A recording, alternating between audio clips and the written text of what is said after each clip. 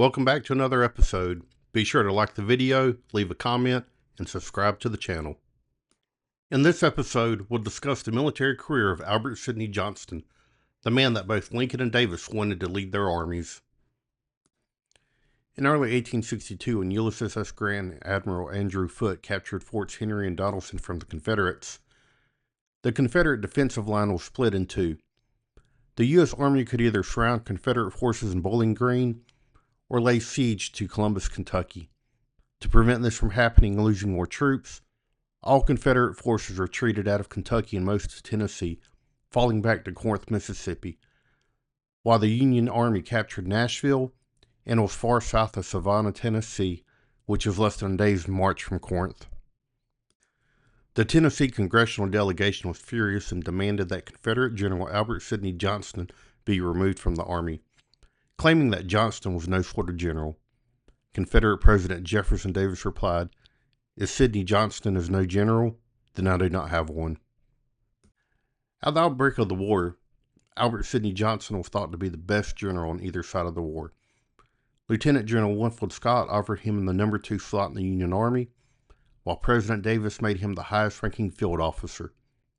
In today's episode, we're going to take a look at the military career of a man that even Robert E. Lee looked up to. A man whose mere presence caused both Robert Anderson and William Tecumseh Sherman to have a mental breakdown at the thought of facing him in battle. Albert Sidney Johnston, often called Sidney Johnston, was born on February 2, 1803 in Washington, Kentucky. He was the youngest son of Dr. Johnston, who had moved to Kentucky in 1788. His grandfather, Edward Harris, was the Postmaster General in Washington, D.C., having been appointed by President George Washington. Sidney Johnston's brother, Josiah Johnston, was elected to represent Louisiana in the House of Representatives in 1821. In 1823, he was elected to serve in the Senate, serving as chairman of the Commerce Committee and acting as a member of the Finance Committee. Representative Johnston appointed Albert Sidney Johnston to West Point in 1822. During his time at the Academy, he reached the ranks of Sergeant Major of the Corps Cadets, and then later he became the Adjutant of the Corps Cadets. The rank of Adjutant was the third highest position available to the cadets, just under the cadet captains and lieutenants. The Adjutant served as the primary administrative and ceremonial officer for the Corps Cadets. Sidney Johnston graduated in 1826, ranking 8th in his class. He preferred a cavalry assignment, but there was no formal cavalry during this time period. With that, he preferred an infantry assignment over artillery because the infantry is more likely to be in the field, gaining experience and earning promotions. Upon graduation, he was appointed to the rank of Brevet Second Lieutenant in the 2nd Infantry, based out of Sackett's Harbor, New York. The rank of Brevet Second Lieutenant was used when there was not an actual position for a 2nd Lieutenant available. However, there was a 2nd Lieutenant position in the 6th Infantry available, so he took it and was stationed at Jefferson Barracks, Missouri, just outside of St. Louis. His close friends from West Point include future Confederate President Jefferson Davis, future Confederate Lieutenant General Leonidas Polk, Robert Anderson of Fort Sumter fame, and an unknown Bennett Henderson, who would leave the Army before gaining any fame. Notable classmates include Samuel Heintzelman, Silas Casey, and Theophilus Holmes. Johnston arrived at Jefferson Barracks on June 1, 1827. It was customary for West Point graduates to take a year off after graduation. After all, they had not been home in 4 years.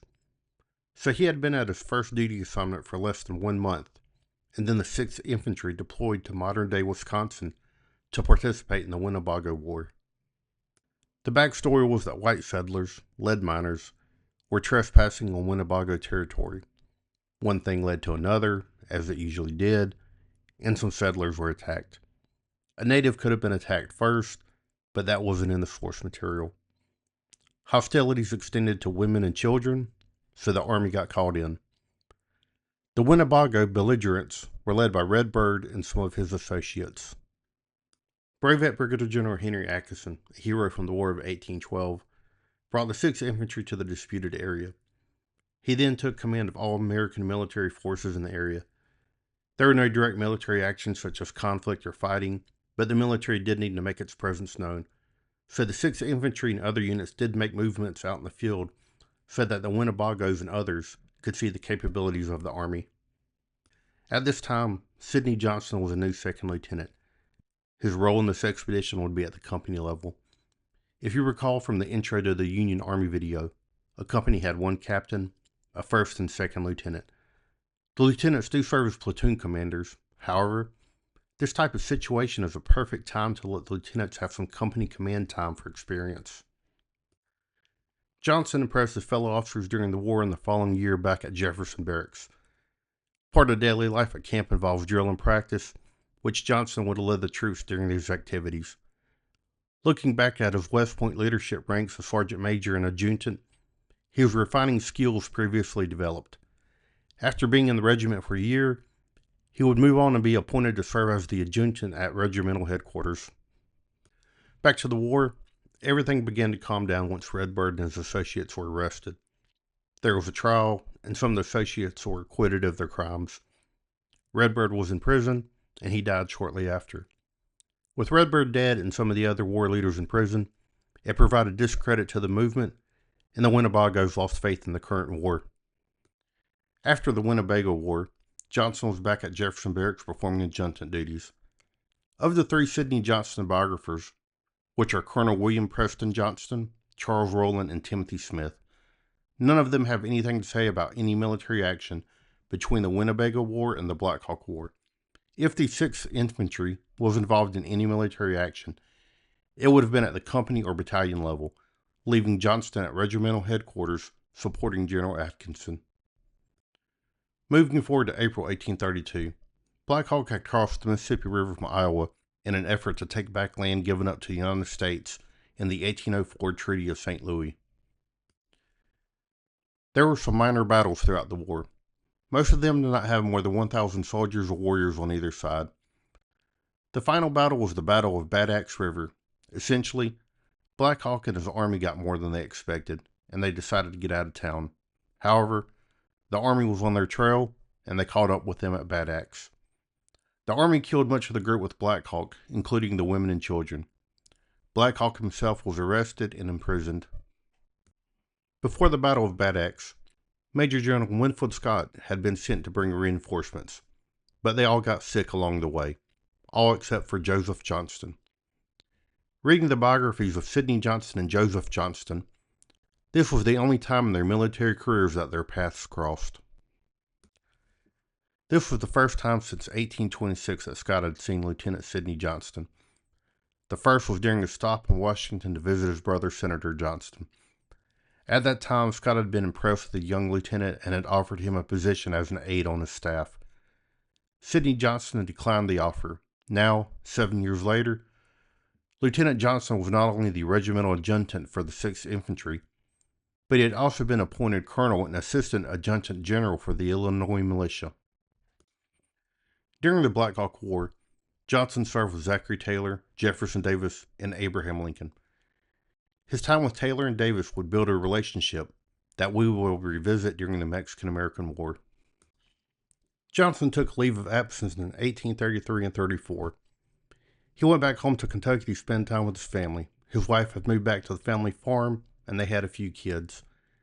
He resigned from the Army and decided to try his luck with farming, and it didn't work out for him. He was no good at it. In order to make any money, he would rent out his slaves to other people. Stephen Austin had passed through the area recruiting people to join the Texas independent movement. So Johnston decided to rejoin the military life as a Texan soldier. Johnston arrived in Texas after the war with Mexico was over, and the Army was in a state of disarray. General Sam Houston had crossed paths with him and made him a major in the regular Army. Not long after that, Johnston arrived in the camp of General Rusk, who was impressed with Johnston and promoted him to colonel and the adjutant general of the Army. President Burnett appointed him the rank of colonel in the regular Army, with the position of adjutant general of the Republic, whatever that means. How that differs from the adjutant general of the Army, the source material does not dive into it, so we don't know. Johnston began his duties by rebuilding and training the Army. This built the support and loyalty of the troops and senior leadership, including the civilian leadership. In September of 1836, he was sent to the capital to work in the Secretary of War's office. General Houston had been elected to the presidency, and General Rusk was tired of being in the military and handed command over to Brigadier General Felix Huston. The government decided to promote Johnston over Huston to the position of Senior Brigadier General, making Johnston the commander of the army. On September 3, 1838, Murray Lamar was elected President of Texas. On December 22nd, he appointed Albert Sidney Johnston to become the Secretary of War. Lamar established a national bank which provided economic and financial relief for the Republic. Johnston was able to rebuild the army, which caused Mexico to halt its annual invasions, which led to European powers recognizing Texas independence, which would eventually lead to the American annexation of Texas. With Mexico not wanting to fight, and Texas having an army ready to fight, the Indians were next in line to be dealt with. There was a war with the Cherokees to get them out of Texas, then the Delaware, Shawnees, Choctaws, Cashites, Biloxi's, and Hawanis, they all took a turn at getting whooped up on. Under Johnston's reign, many of these tribes were removed from Texas. The Comanches saw that they were next, and they wanted a treaty. This policy of Indian removal caused a falling out between Sam Houston and Sidney Johnston because it reversed Houston's Indian policies. This would come back to cause problems for Johnston at a later time. Johnston resigned in February 1840. When the United States annexed Texas, the Army needed a new regiment of infantry. Senator Sam Houston convinced President Polk not to appoint Johnston to the rank of colonel in this new regiment. With the annexation of Texas came a dispute with Mexico regarding the international border. Mexico claimed it was the Nueces River, and Texas claimed it was the Rio Grande. The most efficient way to solve this dispute would be to go to war over a false flag event. So President Polk sent General Zachary Taylor to the disputed zone to provoke the Mexican army into attacking, and they did. Taylor's army went from 2,000 in size to approximately 20,000 troops. Many of the troops were militia regiments provided by the states. Albert Sidney Johnston was appointed to be the colonel of the 1st Texas Rifle Regiment. Taylor thought Johnston's regiment was the best drilled and trained in the army, so was appointed to the position of vanguard of the army as they marched south. Unfortunately, this regiment had a 90-day enlistment period that expired just before the Battle of Monterrey. The Texans did have an election to decide whether or not they would extend the enlistment, but they decided to go home. Johnston and some of the troops did stay with the army. Johnston was appointed to Major General William Butler's 1st Volunteer Division and served as his Inspector General. His main role would be to ensure the division was in proper and working order. General Taylor arrived at Monterrey with a smaller army after some of the volunteers went home. That, along with leaving Major General Robert Patterson's division at Camargo, he had approximately 6,000 soldiers on hand to fight this battle. Major General Pinckney arrived first with what was left of his Texas division. Both the 1st and 2nd Rifle Regiments went home when their enlistments expired. Upon arrival, the Mexicans fired their guns at the Texans, but they were a safe distance away. The rest of Taylor's army arrived later and set up camp. Future Civil War General Major Joseph Mansfield led a group of engineers to reconnoiter the area. Brigadier General Worth would lead his division around the city and pick off the individual forts and redoubts. Eliminating these positions would allow Taylor to attack the city from 2 fronts, cut off any retreat, and stop reinforcements from arriving. Brigadier General David Twiggs was sick, so he could not lead his division on the day of the attack. Colonel John Garland would take his place as the acting division commander and would lead the 1st Brigade consisting of the 1st and 3rd Infantry Regiments, along with the Maryland and D.C. Battalion to attack the city itself. Major General Butler's division attacked the forts to the east of the town, including Fort Tenaria. During their assault, Butler was wounded and the attack stalled. From here we have conflicting accounts of what happened, including Colonel Johnston's role in the battle. Brigadier General Hamer took command of the division. Charles Rowland states in his book that Johnston stayed with Hamer during the battle and assisted with leading the division. Preston Johnston states in his book that Colonel Johnston took command of Hamer's brigade since its commander moved up to division command. And Timothy Smith does not address this at all in his Johnston biography, The Iron Dice of Battle. But we do have accounts from Colonel Jefferson Davis telling of witnessing Johnston reorganize and lead troops to attack the fort. When both armies had enough fighting, Taylor sent his son-in-law, Colonel Jefferson Davis, into the city to negotiate a truce with the Mexican army. Colonel Johnston accompanied his friend to the city. Johnston was part of Taylor's inner circle, which included Jefferson Davis and Braxton Bragg. These relationships will come into play years later in the Civil War. With Butler being wounded and Taylor needing another general, he nominated Colonel Johnston for an appointment to Brigadier General in the Volunteer Army. This nomination was endorsed by several generals in the Army. This appointment would have placed Johnston in command of at least a brigade, an opportunity for a brevet promotion and/or commission in the regular Army. Unfortunately, the old feud with Sam Houston got in the way. Senator Houston convinced President Polk to deny the appointment, and Johnston had to leave Taylor's army. After leaving the Volunteer Army, Johnston returned to civilian life and went back to farming. In 1849, he received an appointment to the position of paymaster in the Department of Texas with the rank of major. While this is a lower rank than he previously held, he took the appointment because it put him back in the Army.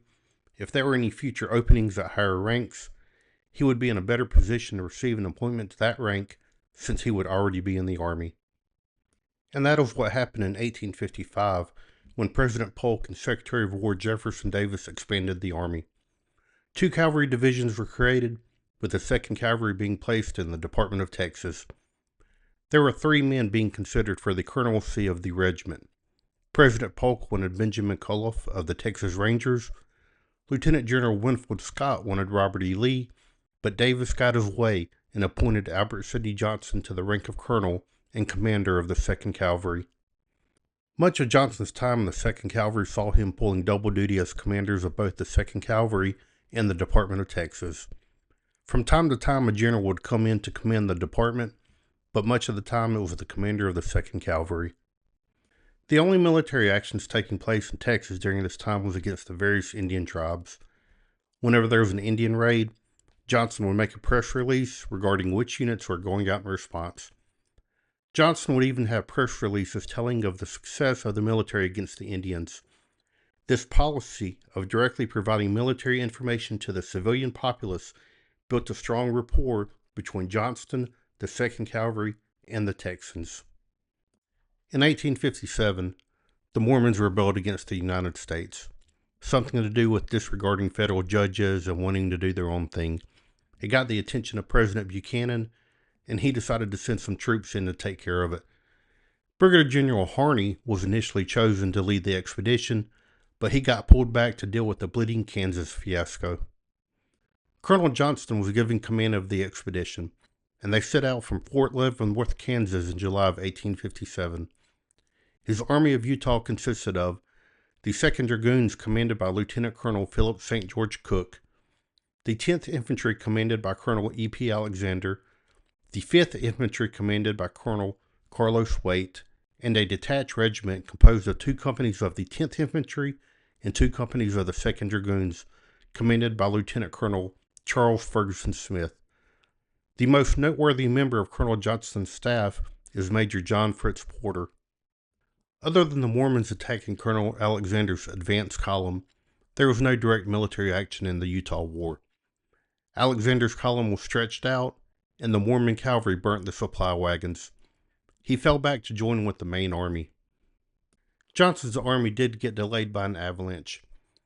Word got back east, and everyone thought the Utah Army was trapped. The War Department sent out a relief force commanded by Brigadier Generals Professor F. Smith and William Harney, which consisted of about 2/3 of the army, which would join with Johnston.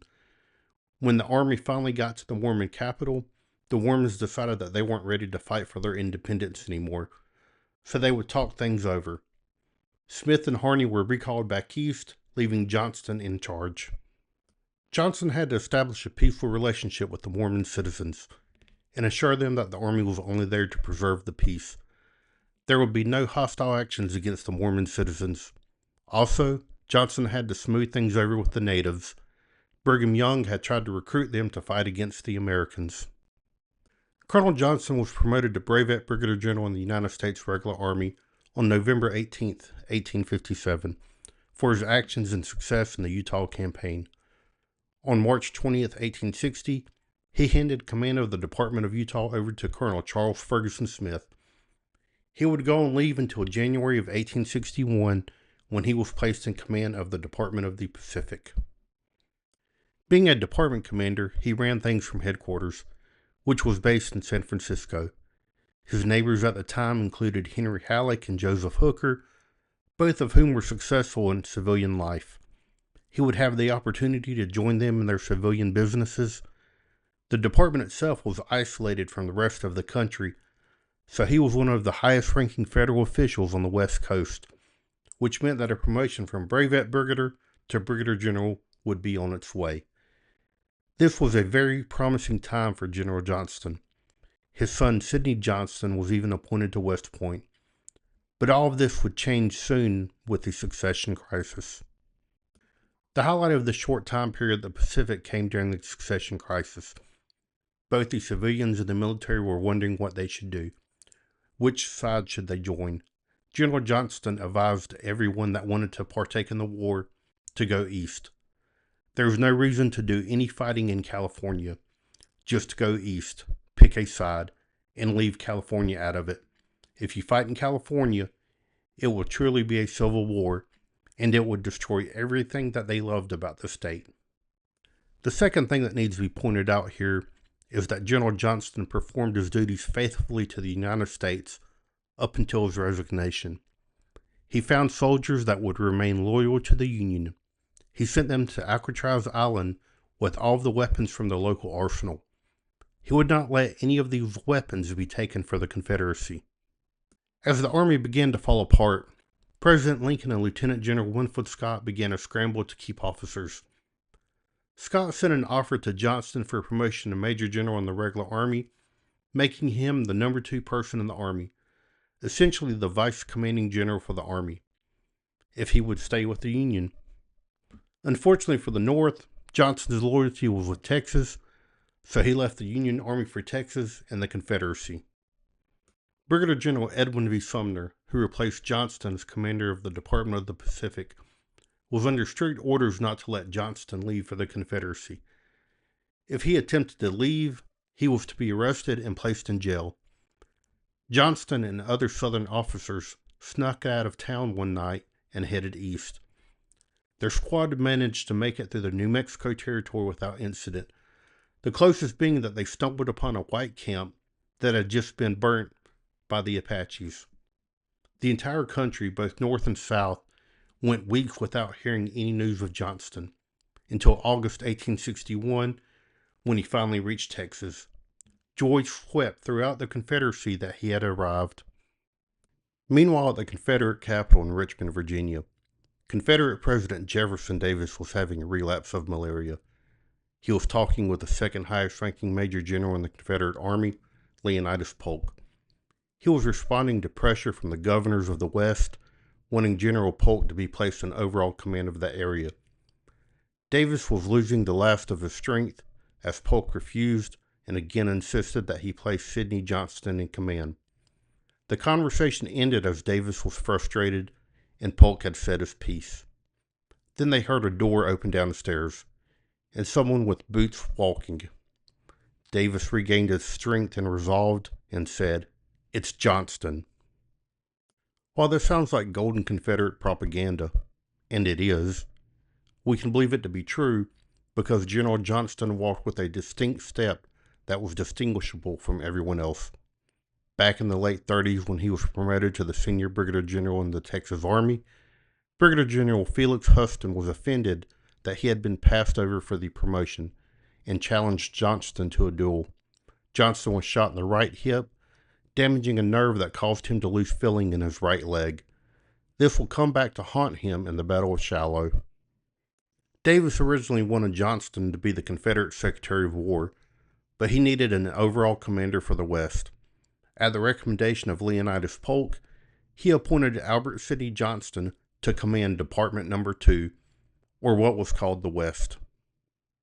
Johnston originally set his headquarters at Memphis, but moved it to Nashville because it was more centrally located. He then took a tour of the department. He saw that there would be a major battle around Bowling Green, and Buckner did not have enough troops to hold off an attack. so he ordered Brigadier General Hardee from Arkansas to Bowling Green. He saw that Forts Henry and Donelson were undermanned and not being built fast enough. He got more troops assigned to the area, ordered the building of Fort Hindman on the other side of the Tennessee River, which would provide support for Henry, and ordered that a chain be put across the river, along with obstructions placed down the river, which would prevent ships from coming up to attack. He was satisfied with the work that General Polk had done at Columbus, Kentucky. Overall, he was not satisfied with the state of his department. He found that he did not have enough soldiers, he did not have enough weapons on hand to arm the soldiers that he did have, and did not have enough experienced generals on hand to lead them. So he improvised by using a method that he learned while serving in Texas. Johnston put out a press release stating that the department was in great order, and he had 100,000 soldiers waiting for the Yankee invasion. The invasion could have happened from Cairo, Illinois under Brigadier General Grant and his subordinate, Brigadier General Smith at Paducah, Kentucky, or from the Department of Ohio under the command of Brigadier General Robert Anderson of Fort Sumter fame. In Anderson's command, in order of rank was Brigadier Generals William Tecumseh Sherman, Don Carlos Buell, and George Henry Thomas. These three all held the volunteer army rank of a brigadier general, with their regular rank being colonel for Sherman and Thomas, and lieutenant colonel for Buell. This press release was such an effective bluff that Brigadier General Robert Anderson became too stressed from the idea of fighting General Johnston's 100,000-man army that he was relieved of command. Sherman took command and began analyzing the situation.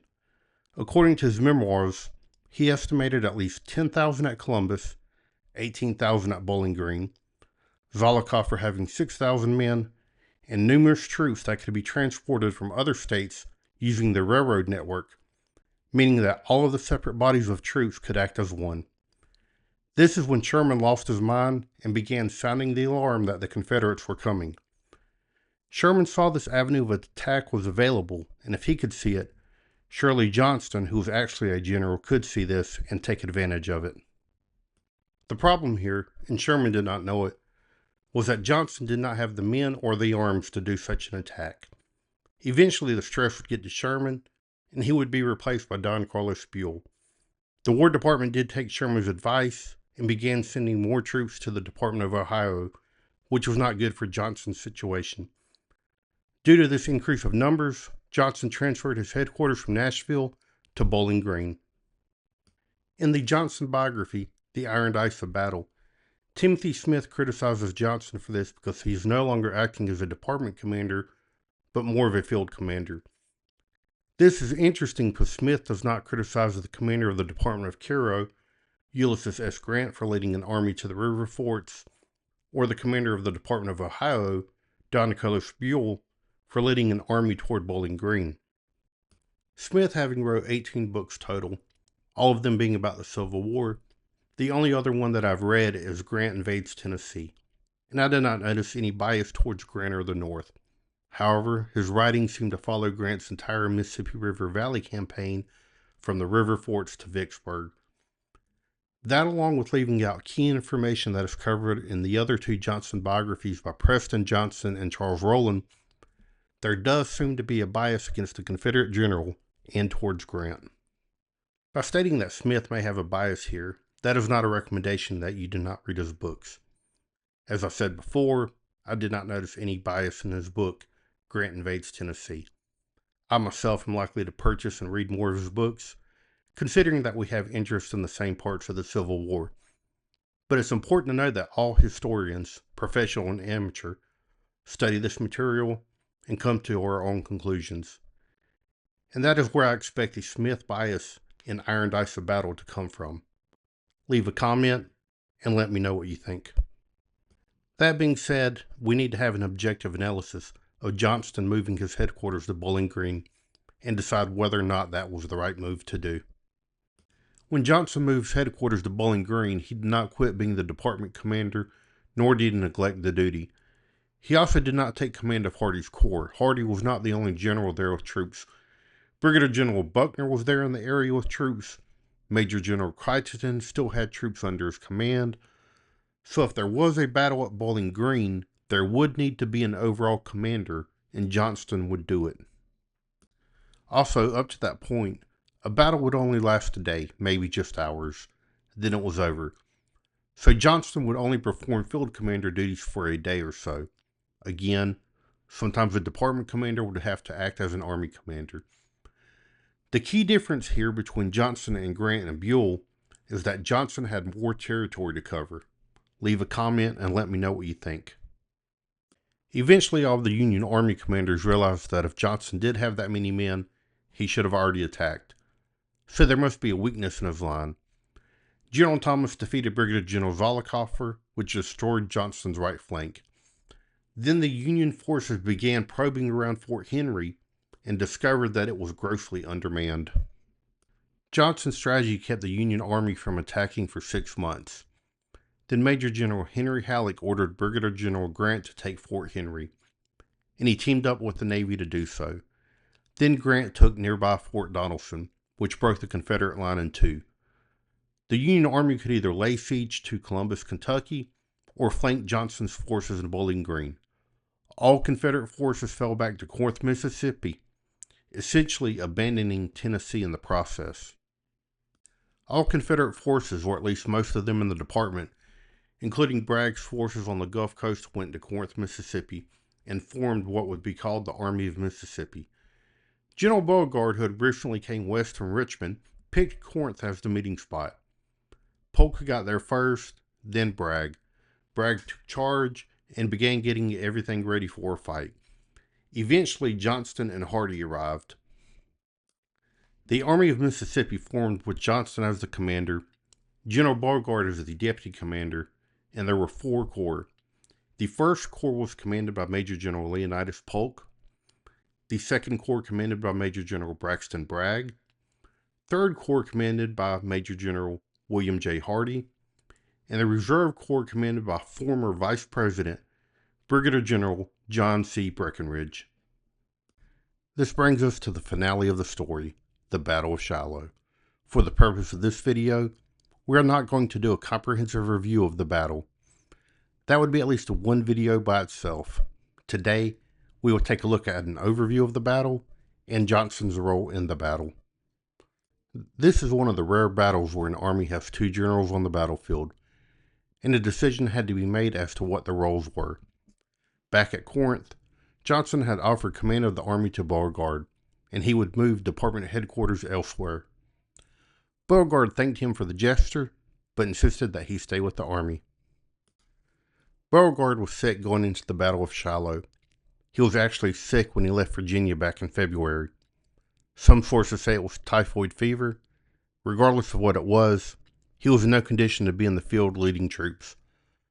So Johnston would be in the front leading the troops, and Beauregard would stay in the rear and coordinate the movement of troops when requested. Some criticize Johnston for being in the front, but there are 2 things to consider. The first is that time was of the essence in this battle. Johnston needed to defeat Grant before reinforcements arrived, which was Buell's Army of the Ohio and the detached division of George Henry Thomas. The second, which was mentioned earlier, is that Johnston had no generals to lead his troops. Many of the brigade and division commanders were inexperienced. None of them had led brigades or divisions into combat before this day. So Johnston had to personally see that movements were made and the troops remain engaged. On the first wave of attacks with Hardee and Polk's corps, they pushed Sherman's division out of their camp, and McClernand's division fell back as well. The Confederates lost their military bearing and began plundering the camp. Johnston tried to regain control of the troops and verbally reprimanded a lieutenant who had come out of a tent with some plunder. Realizing that he embarrassed the young man in front of everyone, he grabbed a tin cup out of his hand and said, "Men, let this be my share of the plunder today." And the troops cheered. According to our friend Timothy Smith, when addressing a brigade from Arkansas, General Johnston said, "Men of Arkansas, they say you both have your prowess with the bowie knife. Today you wield a nobler weapon, the bayonet. Employ it well." This pep talk boosted the morale of the Arkansans. To other units, Johnston stated, "The enemy is stubborn. You will have to give him the bayonet." Over on the far right of the Confederate Army, there's a brigade under the command of Brigadier General Breckinridge that would not charge. Neither Breckinridge nor the governor of Tennessee, Isham Harris, could get the brigade to charge. Johnston then took command of the brigade and led the charge. It was during this movement that General Johnston took a bullet from an Enfield rifle, which was the rifle used by the Confederates. Or in other words, the general was wounded from friendly fire. Johnston was not aware of the wound. If you recall the story of his Texan gunfight earlier in the video, he had gotten shot in the hip, which caused nerve damage that caused a loss of feeling in his leg. He did not feel the bullet when he got shot.